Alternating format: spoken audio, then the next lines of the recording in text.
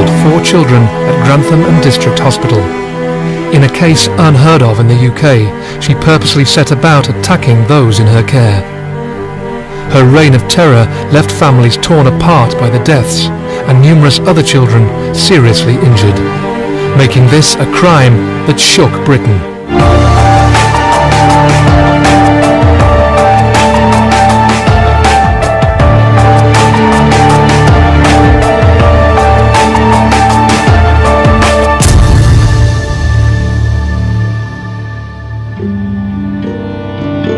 Many of the youngsters who survived her attacks at Grantham Hospital were left severely mentally and physically handicapped.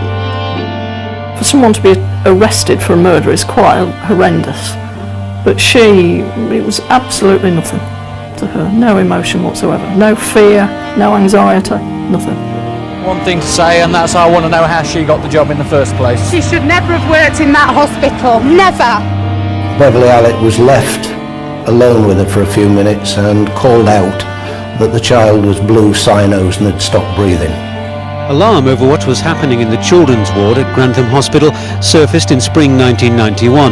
The sudden death of 7-week-old Liam Taylor was a first in a series of suspicious deaths or mysterious collapses. Beverley Allitt hurt these children in order to gain some kudos, something for herself. She becomes Britain's most prolific female serial killer this century. I believe she is nothing but a cold-blooded murderer. Beverley Allitt was employed for her role to care and protect. She did the exact opposite. Behind the facade of her nursing duties, she set about callously killing those who couldn't protect themselves. Child after child was collapsing on the ward. Her colleagues and the families were unaware they had a cold-hearted killer amongst them. She got the job on the children's ward because they were grossly understaffed. Many of the parents in those early days spoke quite highly of her, so much so that the Phillips family made Beverley Allitt godmother to one of the twins. Somebody that worked hard on the ward, was always keen to volunteer, would change shifts at the drop of a hat, and were friendly towards parents. The crimes committed by Beverley Allitt will be told through the eyes of those closest to the tragedy.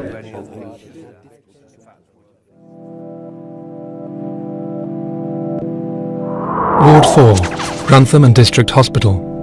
5-month-old Paul Crampton has been on the ward for 3 days, having been admitted with a bad chest. The doctor had asked for him to be admitted to the hospital just to keep an eye on him, really.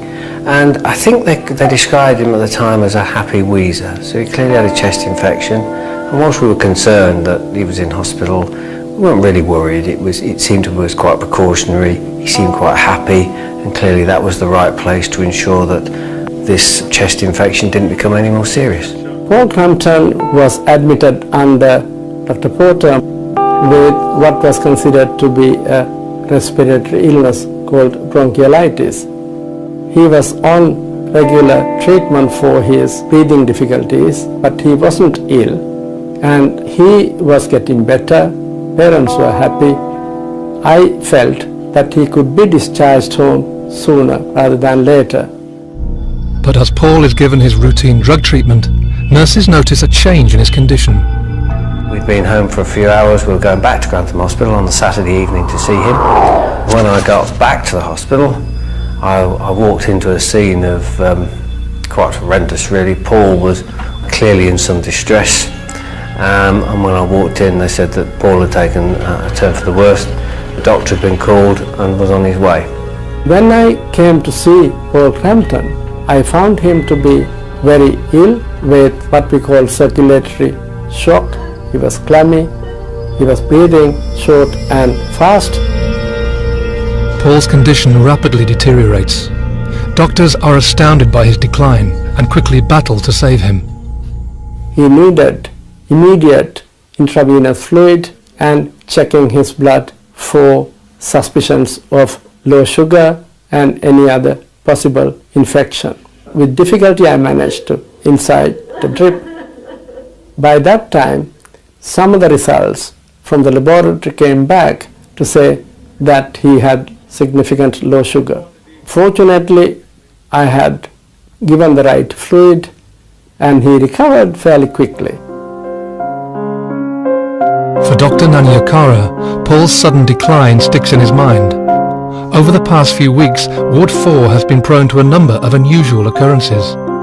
It all started just over 5 weeks ago with the unexplained death of a 7-week-old baby, Liam Taylor. He was taken into hospital because he got bronchiolitis. He got a winter cold, if you like. The parents, thinking that he's in safe hands, decide that they'll go home and have a bite to eat. And when they arrive back, they're quite distressed to see their child naked, blue, and obviously having difficulty in breathing. During the course of that evening, the child recovers, and by the next day is quite well again. The next night, Beverley Allitt is given the job of specialing. Now, what specialing is one-to-one nursing. And she's given the role of looking after Liam. The mother, who's quite drained by this time, goes to bed, has a fairly early night. Father looks in at the child at about midnight.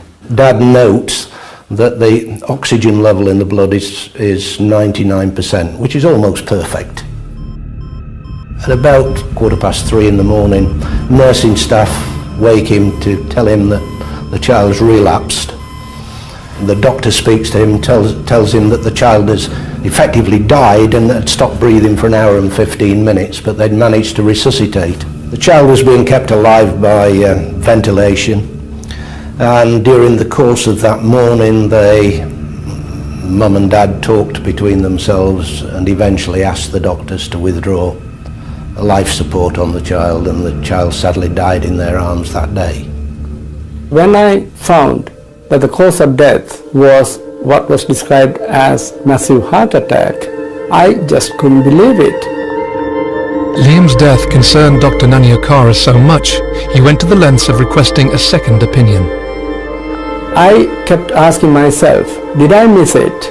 Did I miss this diagnosis? But looking back even at that time, on reflection, I did not have any evidence to suggest that he died of a heart attack the way pathologist had described. I did write saying that I cannot accept this cause of death given, and therefore could they please consider carrying out a second post-mortem to confirm or change the diagnosis they had come up with. My requests were completely rejected.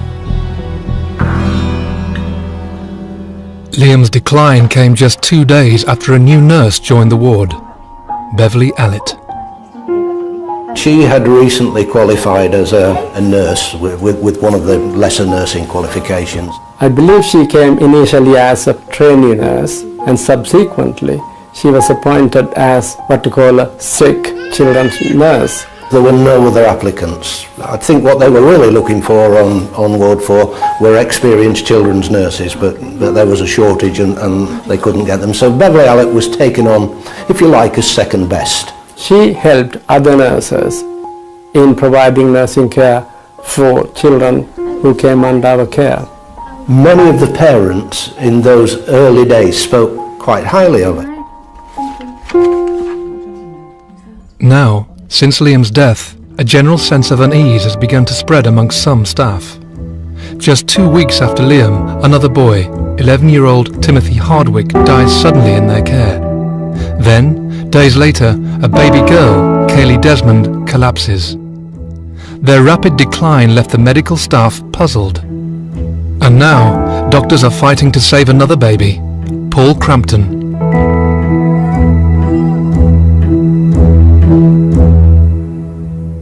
Paul's condition has improved overnight. His drip is removed and he appears visibly better. But this doesn't last for long. The second attack that Paul had was on Sunday the 24th, and I recall it coincided with them removing the drip. He was quite shut down, and I had significant difficulties getting a drip into a vein. Once again, Paul has declined rapidly. Doctors are confused by his illness. Grey, clammy, cold, lethargic, clear in distress, and this time he took longer to recover. and I was becoming extremely frustrated by the fact that I couldn't gather information, and quite clearly the hospital staff were not able to tell me why Paul was having these attacks. Doctors now fight to save the 5-month-old boy. Eventually he stabilizes, but isn't out of the woods.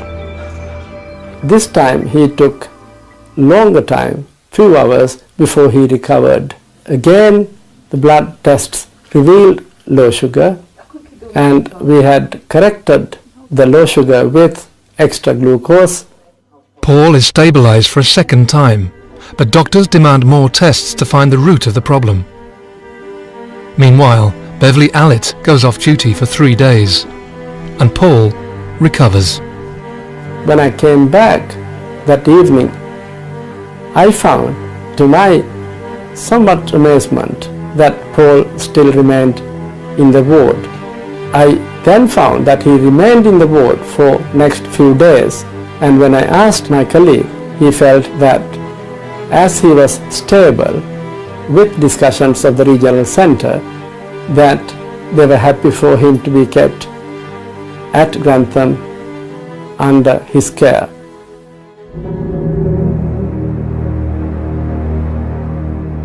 A new day on the ward. Beverley Allitt is back on duty. Routine starts with the usual admissions and checks. Doctors haven't had any more incidents over the last 3 days, but the recent spate is keeping them on edge. Paul Crampton's blood test results will arrive any day, and as he waits, Dr. Nanyakara searches for other explanations.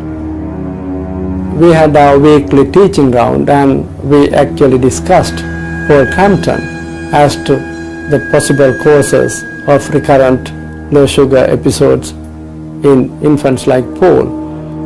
As Dr. Nanyakara takes his class, Paul's parents sit by his bedside.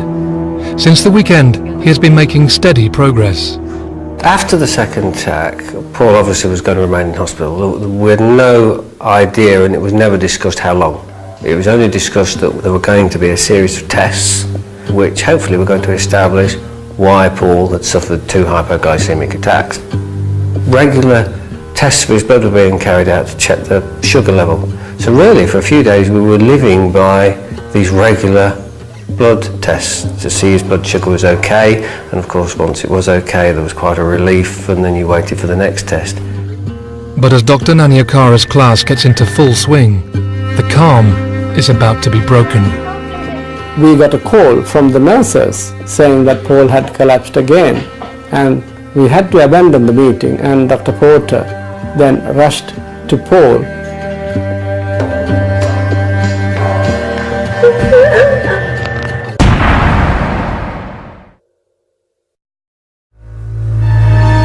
Panic strikes Grantham Hospital. Over the last few weeks, children have died suddenly or fallen extremely ill. The staff have no answers for their rapid decline.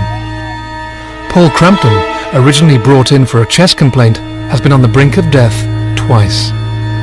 Now, when doctors believe he's just pulling through, Paul stops breathing again. Beverley Allitt has just returned after 3 days off.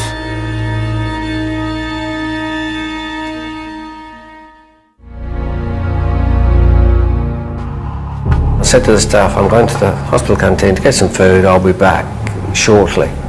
I walked back to find Paul having another hypoglycemic attack. He saw that his son was blue, was twitching, and was quite clearly in yet another attack. Called the staff who came and administered treatment to Paul. And Dr. Porter then rushed to Paul. He then stabilized the child and made arrangements for him to be transferred to Queen's Medical Centre as a matter of emergency.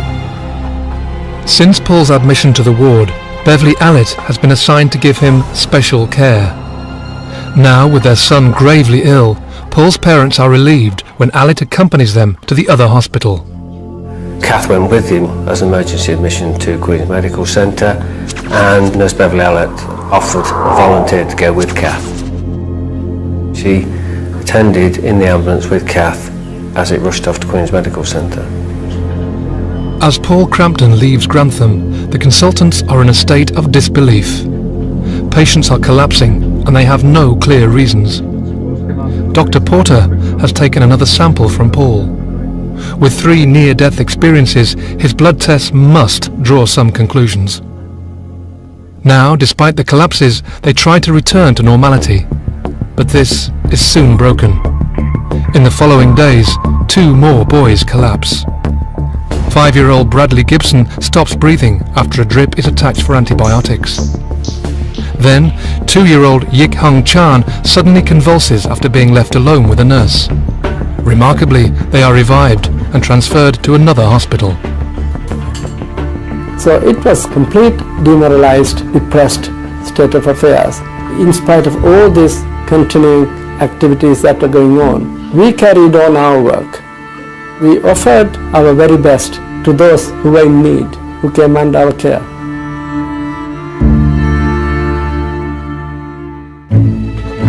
Nurses are now also checking medical records for clues. In the meantime, twin girls Becky and Katie Phillips are admitted. Beverley Allitt is on duty again. Where both twins were in the hospital under my care with what was considered as a non-specific illness. On inquiry, I found that Becky was discharged home that morning. Allitt was seen in her room prior to her release, and at about 4:30 in the afternoon, the parents are allowed to take the child home. Within a couple of hours or so, the child becomes grisly, and the GP's called. Mum and Dad dash with the child to Grantham Hospital, where Becky's pronounced dead on arrival. Becky Phillips has lost her fight for life, and her twin sister Katie is now gravely ill after coming into the ward as a precaution. As doctors now fight to save Katie Phillips, a 6-year-old boy, Michael Davidson, plays down the road with a friend. I mean, he was round at a friend's house with an adult friend of ours, and the adult was messing about with an air rifle in the friend's house, not knowing that it was loaded. As he was playing around with it, it went off, and the pellet ricocheted around the room and entered into Michael's chest cavity. Michael is rushed to Grantham Hospital, operated on and taken to Ward 4. His injuries are serious but not life-threatening. It was thought at the time that there was be no damage, and that it was just a matter of removing the pellet. Surgeons had taken him to the theatre, removed the pellets, and after recovery from the anesthesia was transferred for further recovery to the pediatrics ward.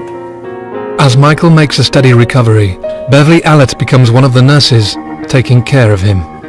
Then we were assured that everything was fine and perfectly normal, and that he would, very rapidly recover, because it was only a very minor operation.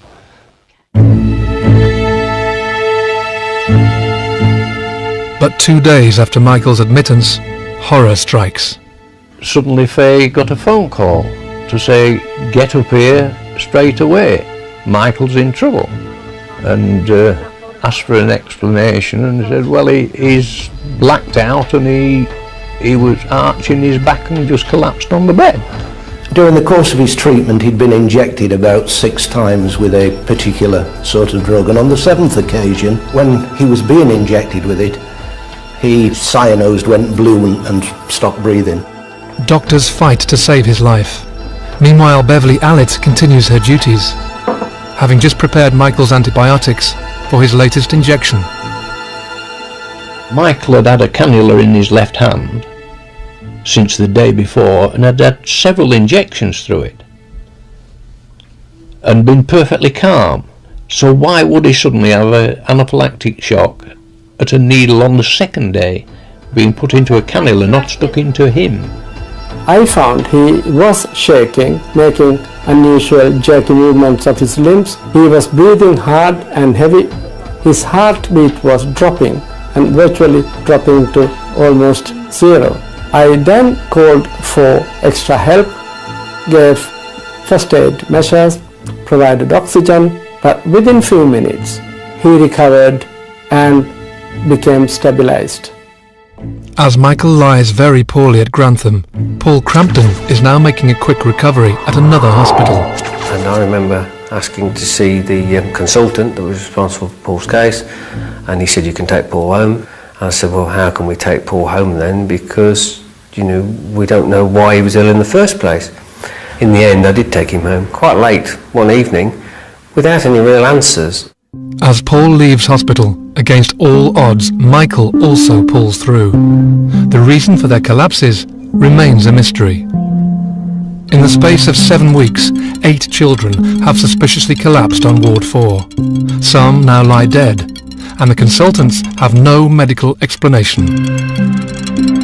Now, since Michael's decline, 3 more boys have suspiciously collapsed. All had been admitted with minor complaints, but were shortly found on the brink of death. Somehow, they are saved by staff again. The doctors are now in a race against time. Is there a common thread?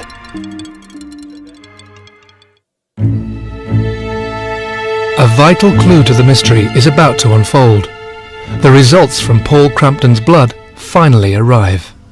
Dr. Porter had received the results of Paul Crampton to suggest that he had very high insulin levels in his blood in some of the samples.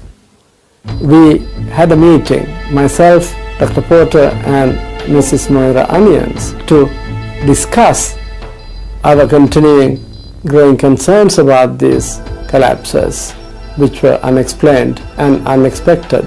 So we did sit down and put our thoughts together and collated whatever information was available. As the doctors hold an urgent meeting, a 15-month-old little girl, Claire Peck, is admitted to Ward 4. She came in with no more than an asthmatic attack. She'd been in hospital the week before. On this particular occasion, she didn't respond to the usual treatment. So it was decided that she would be taken down to the treatment room. Claire's condition is deteriorating rapidly. As preparations are made, Beverley Allitt is left watching her. Beverley Allitt was left alone with her for a few minutes and called out that the child was blue, cyanosed and had stopped breathing.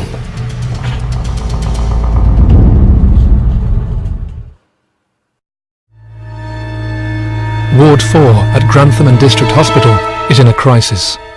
Over the last few weeks, too many children have been falling gravely ill, for no reason. And now, as the doctors call an urgent meeting to get to the root of the problem, another baby collapses. Beverley Allitt was left alone with her for a few minutes and called out that the child was blue, cyanosed and had stopped breathing.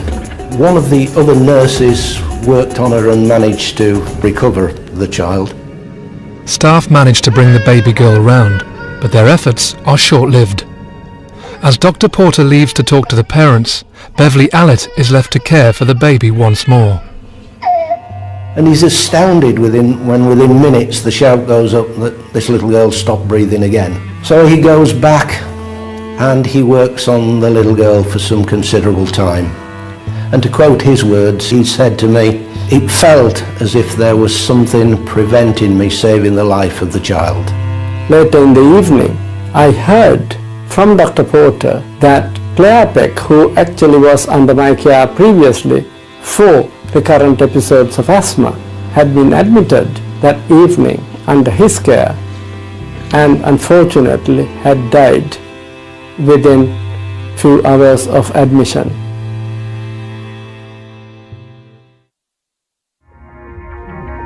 The number of unexplained deaths has now risen to 4. 9 other children have also collapsed in a matter of weeks. Doctors' concerns are now turning to suspicion. Dr. Porter draws up a list of the casualties to find any similarities.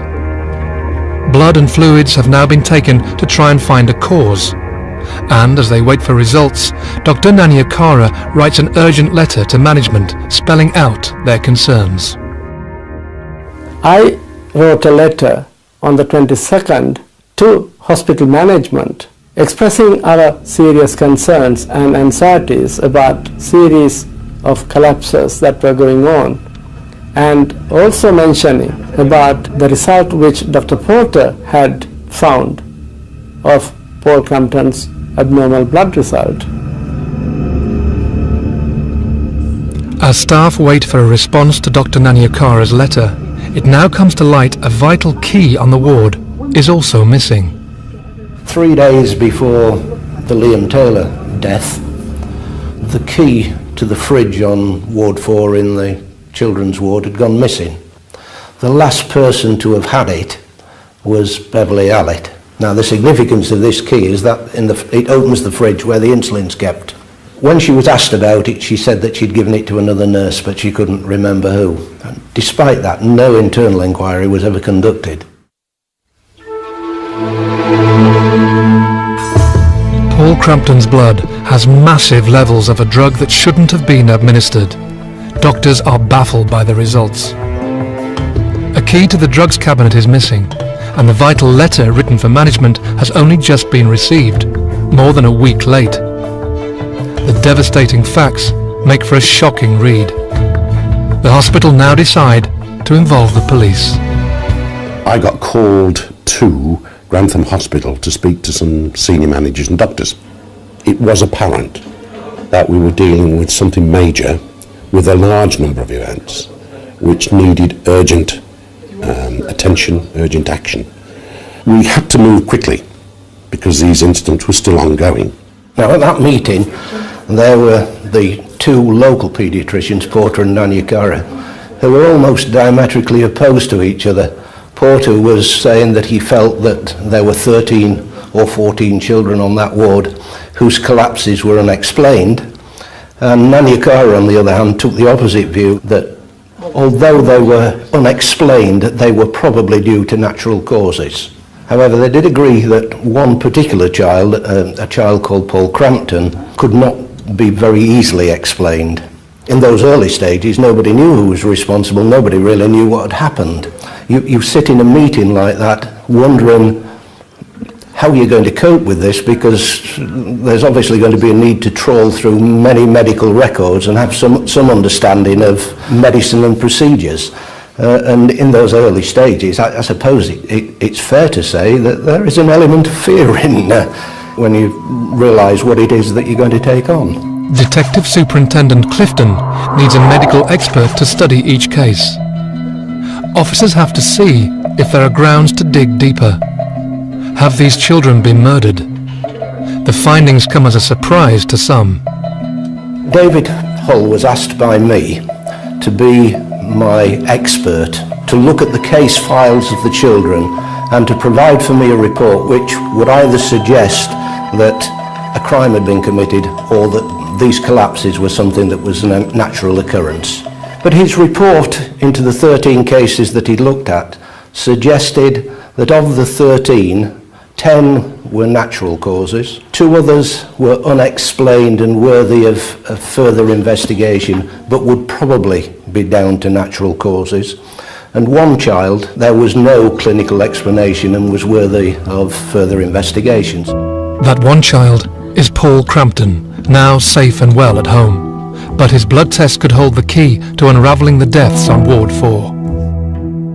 There were over 40,000 milliunits per litre of insulin in this child's blood, and in fact I think it's the second highest ever recorded in the world, or it certainly was in 1991. The police officer from Grantham Police Station came into my office with a lady, and he said that she was a representative of Grantham Hospital, and then he told me that he had reason to believe that Paul's illness was a result of the maladministration of drugs. And I remember precisely what I said. That would explain a lot, wouldn't it? So for the very first time, now this is 10 or 12 days into the inquiry, we have some evidence that somebody has poisoned one of the children using insulin.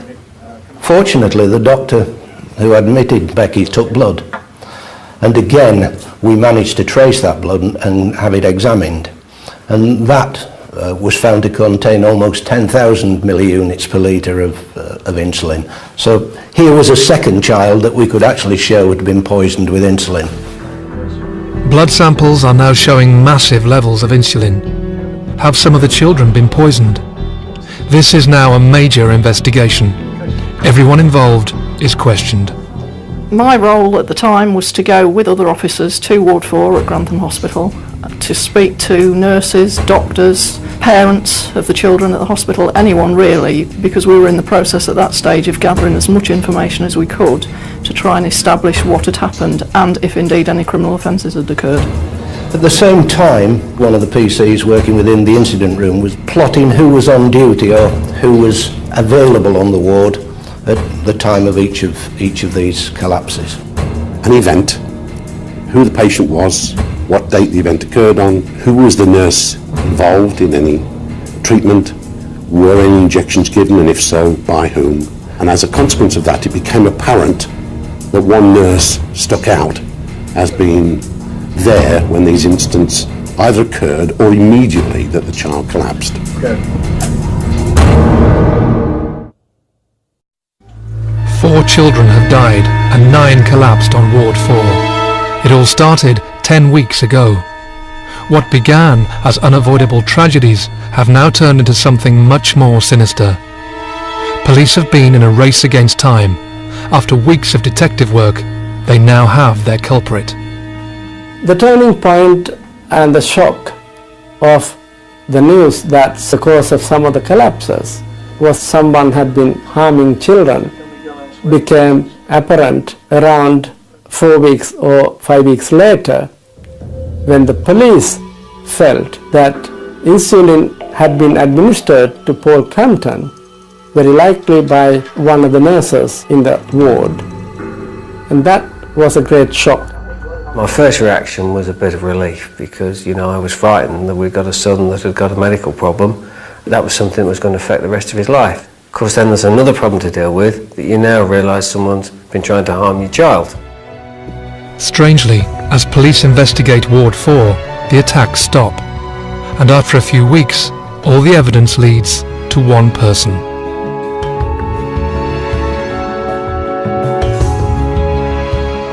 The chart showed that on every occasion that there was a child collapsing, Allitt was on duty.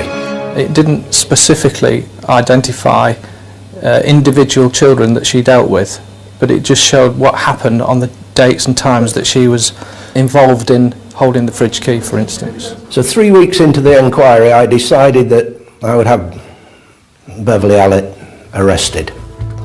As 23-year-old Beverley Allitt becomes the main suspect, she shows little emotion.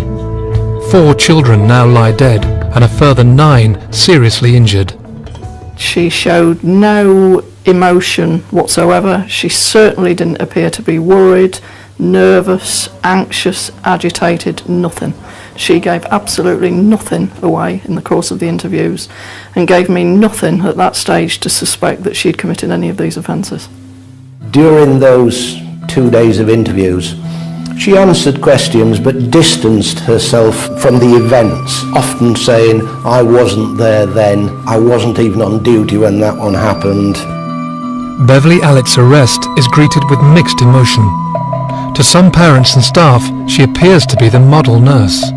But police are piecing together another side to this mild-mannered carer. For Stuart Clifton and his team, the evidence is mounting. The finger points to her. They just have to prove it.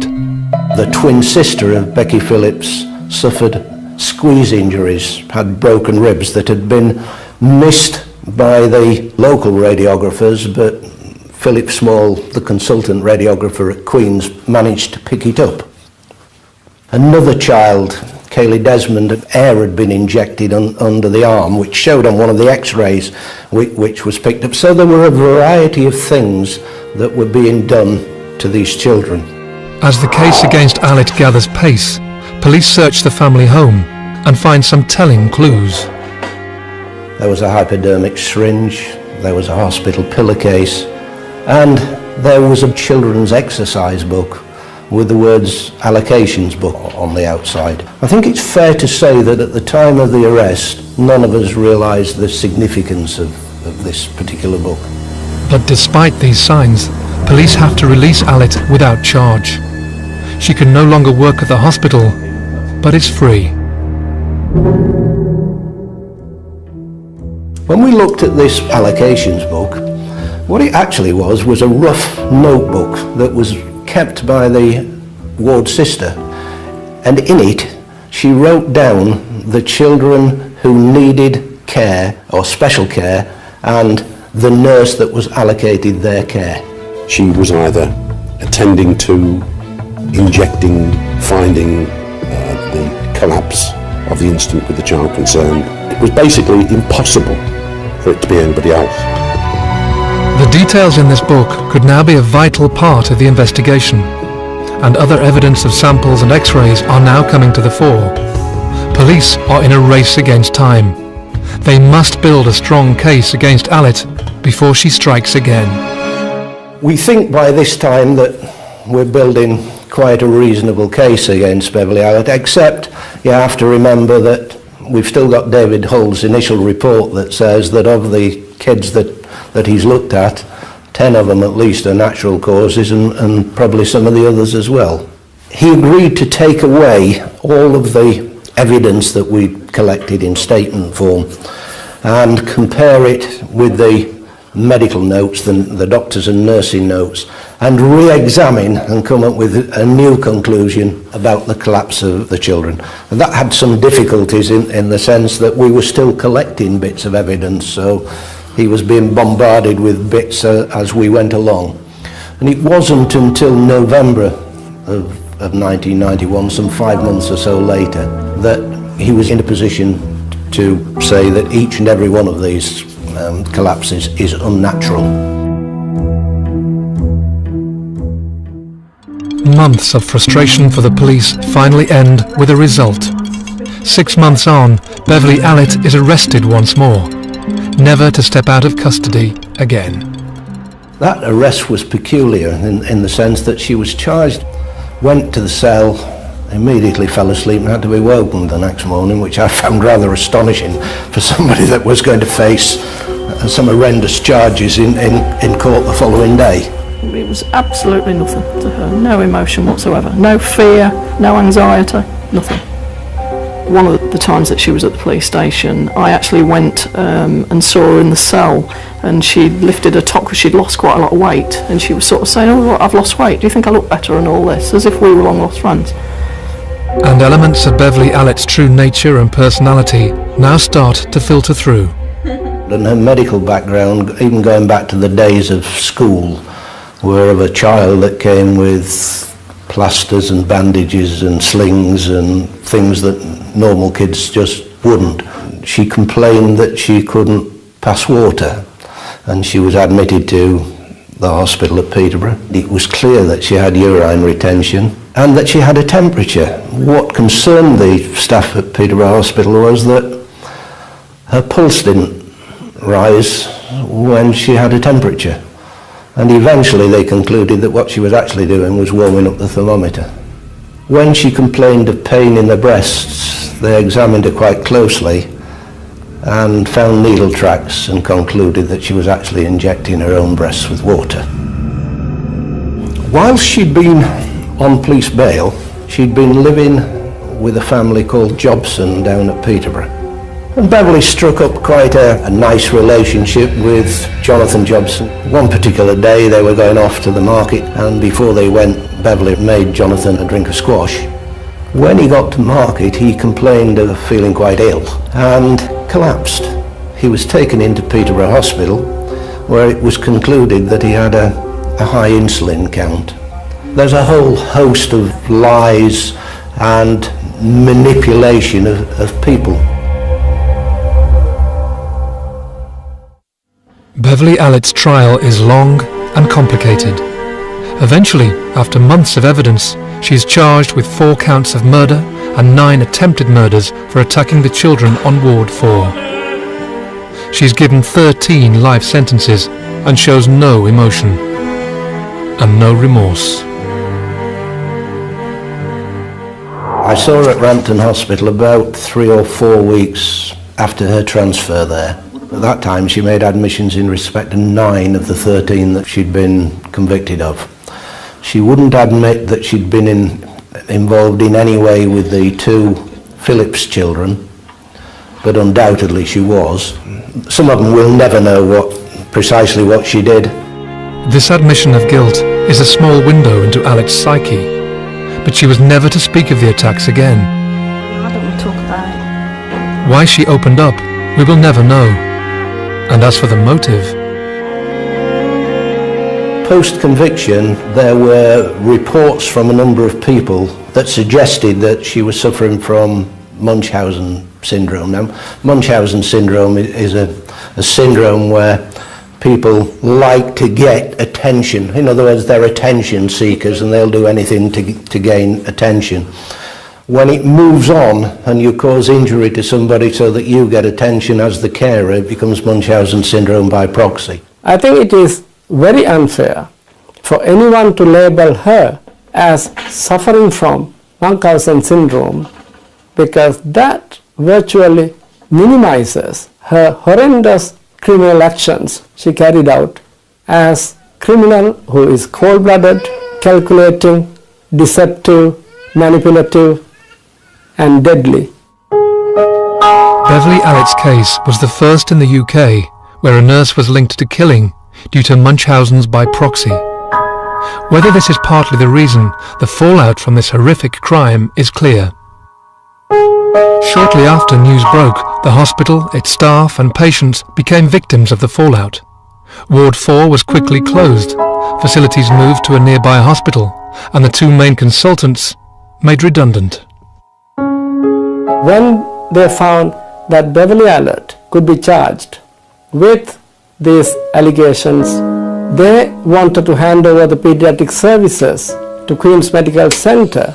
They closed down Ward 4 at the hospital and removed all the services to Nottingham. I think that was an overreaction, but that was the decision of the regional medical authorities. I think it did a disservice to the people of Grantham. The Clothier report shortly followed. An inquiry into how and why this tragedy occurred and whether it could have been prevented. We did not and could not believe that we could have a criminal amongst us, masquerading as a healthcare professional. So my message is, think of the unthinkable. He made about 7 or 8 recommendations out of the total 13 recommendations on recruitment and selection process of nursing. I sincerely believe it should not only apply to nurses, it should apply to all healthcare professionals. Within this inquiry, the reason that people were never sure whether there were crimes committed was because all of the notes that were made up, and there were countless. There were nursing notes, there were doctors' notes, there were notes from physiotherapists and what have you, were always based on what Beverley Allitt told them. Beverley Allitt callously murdered those who needed her care. Sadly, 4 children needlessly lost their lives. The 9 who survived have thankfully recovered. Paul Crampton and Michael Davidson had no lasting side effects. Allitt felt no remorse or shame for her victims and thrived on the attention of those who trusted her the most, parents and colleagues. She played them so well, they never suspected her sinister intentions. Which begs the question, could this happen again? All you can hope to do is to identify the people that have the potential for doing this sort of thing. In various guises, there are Beverley Allitts all over the place. There needs to be much more rigid vetting procedures of staff entering into the service, and much more rigorous and careful monitoring of staff who are actually on the job. I accept that isn't going to stop every case. You're never ever going to do that if somebody is determined enough to ever try at it. But at least every one case that is prevented is one case that we can be thankful for. If we remove Beverley Allitt from the picture and consider this to be some new bug, some new superbug, some kind of faulty drug, a batch of drugs that have been badly prepared, the results would have been the same. It's about the hospital's ability to deal with a developing crisis. And The well-meaning medical staff were not prepared to deal with that. That wasn't part of their training. They deal with ill people, not a pattern of unusual circumstances, which in this case was caused by Beverley Allitt. I was satisfied that Miss Allitt would be convicted on the basis of the evidence. The fact that she still remains in prison, I think, is fair. She has committed atrocious crimes on most vulnerable and helpless children. I believe she is nothing but a cold-blooded murderer.